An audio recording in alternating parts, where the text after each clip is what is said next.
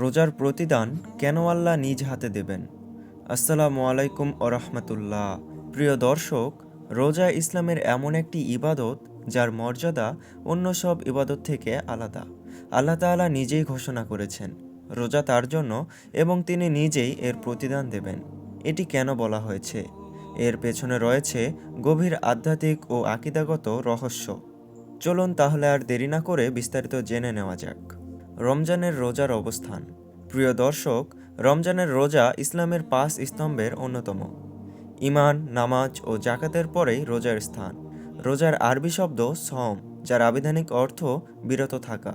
পরিভাষায় সম বলা হয় প্রত্যেক সজ্ঞান বালেক মুসলমান নরনারীর সবহে সাদিক থেকে সূর্যাস্ত পর্যন্ত রোজার নিয়তে পানাহার, স্ত্রী সহবাস ও রোজা ভঙ্গকারী সকল কাজ থেকে বিরত থাকা। সুতরাং রমজান মাসের চাঁদ উদিত হলেই প্রত্যেক সুস্থ মুকিম প্রাপ্তবয়স্ক পুরুষ এবং হায়েস নেফাজমুক্ত প্রাপ্তবয়স্কা নারীর উপর পূর্ণ রমজান রোজা রাখা ফরজ। এ সম্পর্কে আল্লাহ তাআলা পবিত্র কোরআনে বলেছেন, হে ঈমানদারগণ, তোমাদের উপর রোজা ফরজ করা হয়েছে, যেমন ফরজ করা হয়েছিল তোমাদের পূর্ববর্তীদের উপর, যেন তোমরা মুত্তাকি হতে পারো। উল্লেখিত আয়াত রাসূল সাল্লাল্লাহু আলাইহি ওয়াসাল্লাম এর হাদিস এবং এ বিষয়ক অন্যান্য দলিলের আলোকে প্রমাণিত। ইসলামের আবশ্যক বিধানরূপে রমজান মাসের রোজা পালন করা এবং বিশ্বাস করা ফরজ। কোনো শরীয় ওজর ছাড়া কোনো মুসলমান যদি রমজান মাসের একটি রোজাও ইচ্ছাকৃতভাবে পরিত্যাগ করে তবে সেটা মহাপাপ বা কবিরা গুনাহ হিসাবে গণ্য হবে। রমজান মাসের একটি রোজা না রাখলে মানুষ শুধু গুনাহগারী হয় না, বরং সে এক মহান ইবাদতের অসীম ফজিলত থেকে বঞ্চিত হয়। এই রোজার পরবর্তীতে যত রোজাই রাখা হোক না কেন, রমজানের নির্ধারিত সময়ে সেই এক রোজার যে বিশেষ মর্যাদা, কল্যাণ, রহমত ও বরকত ছিল তা আর অর্জন করা যায় না। এতে বোঝা যায় রমজানের রোজার গুরুত্ব ও ফজিলত কত মহান। আর এ কারণেই এই রোজার পুরস্কার স্বয়ং আল্লাহ রাব্বুল আলামিন নিজে প্রদান করার ঘোষণা দিয়েছেন, যার মূল দলিল হলো হাদিসে কুদসি। সেখানে রাসূল সাল্লাল্লাহু আলাইহি ওয়াসাল্লাম এরশাদে বলেছেন, রোজা আমার জন্য আর আমি এর প্রতিদান দেব। এই হাদিসটি মুহাম্মদ সাল্লাল্লাহু আলাইহি ওয়াসাল্লামের মাধ্যমে বর্ণিত একটি হাদিসে কুদসি, অর্থাৎ আল্লাহর নিজের কথা। তাছাড়া কোরআনের সাধারণ নীতি হচ্ছে সব আমলের প্রতিদান নির্দিষ্ট, কিন্তু রোজা ব্যতিক্রম। এ প্রসঙ্গে আল্লাহ তাআলা বলেন, যে একটি ভালো কাজ করবে সে তার 10 গুণ প্রতিদান পাবে, কিন্তু রোজার ক্ষেত্রে আল্লাহ বলেন, আমি নিজেই প্রতিদান দেব, অর্থাৎ এর প্রতিদান সীমাহীন। কেন আল্লাহ নিজে রোজার প্রতিদান দেবেন? সুপ্রিয় দর্শক, রোজার প্রতিদান কেন আল্লাহ তাআলা নিজে দেবেন? এর 7টি গভীর রহস্য আছে। রোজা সম্পূর্ণ গোপন ইবাদত। নামাজ, জাকাত, হজ মানুষ দেখতে পারে, কিন্তু রোজা আপনি একা থাকলেও ভাঙতে পারতেন, কিন্তু আল্লাহর ভয়ে ভাঙ্গেননি। ইমাম ইবনে হাজার আসকালানি রাহমাতুল্লাহি আলাইহি বলেন, রোজা এমন ইবাদত যা শুধুমাত্র আল্লাহ জানেন, তাই এর প্রতিদানও আল্লাহ নিজেই দেবেন। রোজায় রয়েছে খাঁটি ইখলাস তথা নির্ভেজাল আন্তরিকতা। রোজা করলে মানুষ দেখার সুযোগ কম, এটা শুধু আল্লাহর সন্তুষ্টির জন্য রাখা হয়, তাই এটি রিয়া বা লোক দেখানো থেকে সবচেয়ে নিরাপদ ইবাদত। রোজা আল্লাহর একটি বিশেষ গুণের সাথে সম্পর্কিত। আল্লাহর একটি গুণ হলো তিনি খান না, পান করেন না। তেমনি রোজাদারও খান না, পান করেন না, নিজের নাফসকে দমন করে। অর্থাৎ রোজাদার আল্লাহর একটি বিশেষ গুণের সাথে আধ্যাত্মিক মিল সৃষ্টি করে। রোজার প্রতিদান সীমাহীন। অন্যান্য আমলের প্রতিদান 10 গুণ থেকে 700 গুণ পর্যন্ত হতে পারে, কিন্তু রোজার প্রতিদান সীমাহীন। এর প্রতিদান সরাসরি আল্লাহ দেবেন। এ প্রসঙ্গে ইমাম নববী রাহমাতুল্লাহি আলাইহি বলেন, এর অর্থ হলো রোজার প্রতিদান গণনার বাইরে। আসলে সওয়াবের কোনো গাণিতিক সীমা নেই। সাধারণত প্রতিটি নেক কাজের সওয়াব 10 থেকে 700 গুণ পর্যন্ত বৃদ্ধি করা হয়, কিন্তু রোজার ক্ষেত্রে আল্লাহ কোনো নির্দিষ্ট সংখ্যা উল্লেখ করেননি। তাহলে বিবেচনা করে দেখুন, যখন কোনো রাজা বলেন এর পুরস্কার আমি নিজ হাতে দেব, তখন সেই পুরস্কারের মান সাধারণ হিসাবের বাইরে চলে যায়। সুতরাং আল্লাহর নিজ হাতে প্রতিদান দেওয়া মানে হলো এমন এক অকল্পনীয় নিয়ামত যা কোনো চোখ দেখেনি এবং কোনো হৃদয় কল্পনাও করতে পারেনি। রোজা জাহান্নাম থেকে ঢাল। রাসূল সাল্লাল্লাহু আলাইহি ওয়াসাল্লাম বলেছেন, রোজা হলো ঢাল, অর্থাৎ রোজা মানুষকে জাহান্নাম থেকে রক্ষা করে।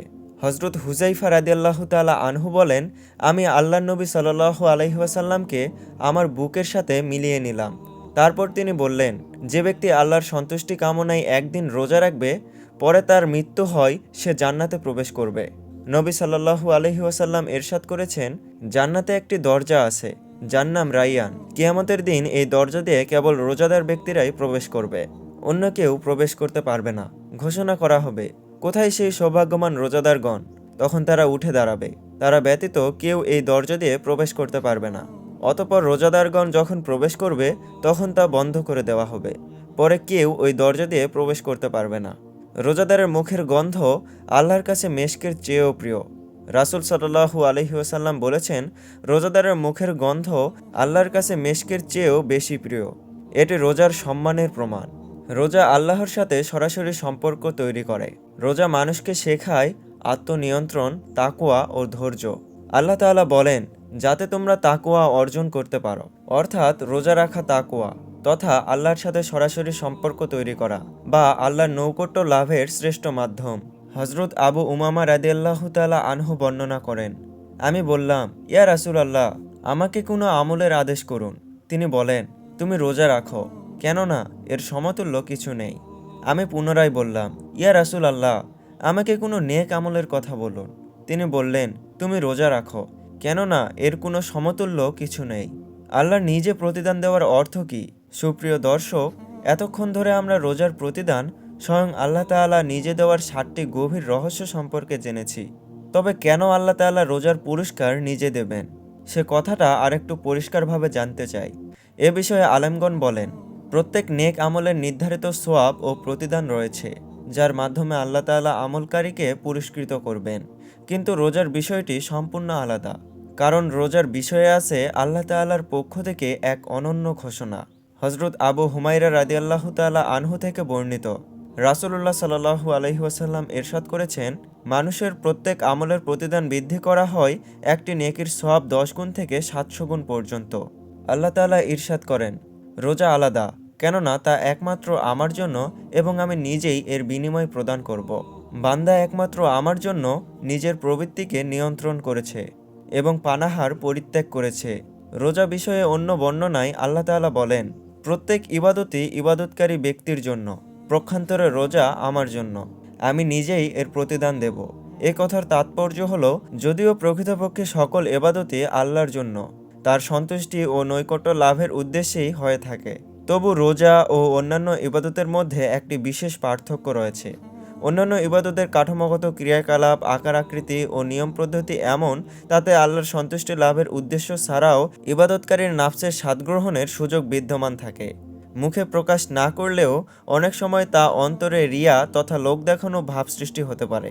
তার অনুভূতির অন্তরালে এ ধরনের ভাব লুকিয়ে থাকে, তা সে অনুভব করতে না পারলেও তার ভিতরের অবচেতন ভাবে বিদ্যমান থাকে, ফলে সেখানে নাফসের প্রভাব এসে যায়। পক্ষান্তরে রোজা এমন এক পদ্ধতিগত ইবাদত, তার আকার আকৃতি এইরূপ, আল্লাহর সন্তুষ্টি লাভের উদ্দেশ্য ব্যতীত ইবাদতকারীর নাফসের স্বাদ গ্রহণের বিন্দুমাত্র সুযোগ নেই। রোজাদার ব্যক্তি নিজ মুখে রোজার বিষয়টি প্রকাশ না করলে সাধারণত তা আলিমুল গায়েব আল্লাহ তাআলা ব্যতীত কারো নিকট প্রকাশিত হওয়ার মতো নয়। এই রোজার ক্ষেত্রে মাওলার সন্তুষ্টির বিষয়টি একনিষ্ঠভাবে প্রতিভাত হয়। আর এ কারণে রোজা ও অন্যান্য ইবাদতের মাঝে এরূপ বিস্তর ব্যবধান। তাই বলা যায়, সব মাখলুকের স্রষ্টা বিশ্বজাহানের প্রতিপালক আল্লাহ তাআলা নিজেই যখন এর পুরস্কার দেবেন, তখন কি পরিমাণ দেবেন? ইমাম আওয়াজ রাহমাতুল্লাহি আলাইহি এ হাদিসের ব্যাখ্যায় বলেছেন, আল্লাহ যে রোজাদারকে প্রতিদান দেবেন তা মাপা হবে না, ওজন করা হবে না, অর্থাৎ বিনা হিসাবেই দেবেন। তার মানে রমজানের রোজার প্রতিদান হবে সীমাহীন। বিশেষ সম্মান দিয়ে দেবেন, সরাসরি দেবেন, নিজের পক্ষ থেকে দেবেন। ইবনে রজব হাম্বলি রাহমাতুল্লাহি আলাইহি বলেন, এটি রোজার সর্বোচ্চ সম্মান, রোজাদারের জন্য বিশেষ পুরস্কার। হাদিসে এসেছে, আল্লাহ তাআলা রোজাদারকে কিয়ামতের দিন পানি পান করাবেন। রোজা হলো জান্নাত লাভের পথ, রোজা জাহান্নাম থেকে রক্ষাকারী ঢাল ও দুর্গ বিশেষ। রোজা কিয়ামতের দিন সুপারিশ করবে, রোজাদারের সকল গুনাহ মাফ হয়ে যায়, কেননা রোজা গুনাহর কাফফারা স্বরূপ, যা কোরআনের আয়াতের মাধ্যমে প্রমাণিত। আল্লাহ তাআলা বিভিন্ন প্রকার গুনাহের কাফফারা স্বরূপ রোজার বিধান নাজিল করেছেন, যেমন এহরাম অবস্থায় অর্থাৎ অসুস্থতা বা মাথার কষ্টের কারণে মাথা মুন্ডানোর কাফফারা স্বরূপ, কোনো জিম্মি বা চুক্তিবদ্ধ কাফেরকে ভুলক্রমে হত্যার কাফফারা স্বরূপ, কসমের কাফফারা স্বরূপ এবং জিহারের কাফফারা স্বরূপ। আল্লাহ তাআলার পক্ষ থেকে বিভিন্ন মেয়াদে রোজার হুকুম দেওয়া হয়েছে। তাই সহজেই বোধগম্য যে রোজা বান্দার পাপসমূহকে ধুয়ে মুছে রোজাদারকে পরিশুদ্ধ করে। হজরত হুজাইফা রাদিয়াল্লাহু তাআলা আনহু হতে বর্ণিত, রাসূলুল্লাহ সাল্লাল্লাহু আলাইহি ওয়াসাল্লাম ইরশাদ করেছেন, মানুষের জন্য তার পরিবার, ধনসম্পদ, তার আত্মা, সন্তান, সন্ততি ও প্রতিবেশী ফিতনা স্বরূপ। আর কাফফারা হলো নামাজ, রোজা, দান, সদকা, সৎ কাজের আদেশ ও অসৎ কাজের নিষেধ। অন্য হাদিসে এসেছে, রোজাদার পরকালে সিদ্দিকিন ও শহীদগণের দলভুক্ত থাকবেন। হজরত আমর ইবনে মুররা আল জুহানি রাদিয়াল্লাহু তাআলা আনহু হতে বর্ণিত, এক ব্যক্তি রাসূলুল্লাহ সাল্লাল্লাহু আলাইহি ওয়াসাল্লামের দরবারে এসে বলল, ইয়া রাসূলাল্লাহ, আমি যদি এই কথার সাক্ষ্য দেই যে আল্লাহ ছাড়া আর কোনো মাবুদ নেই এবং অবশ্যই আপনি আল্লাহর রাসূল, আর আমি যদি ৫ ওয়াক্ত নামাজ আদায় করি, জাকাত প্রদান করি, রমজান মাসের সিয়াম ও কিয়াম, তারাবি সহ অন্যান্য নফল আদায় করি, তাহলে আমি কাদের দলভুক্ত হব? তিনি বলেন, সিদ্দিকিন ও শহীদগণের দলভুক্ত হবে। রোজাদারের দোয়া কবুল হয়।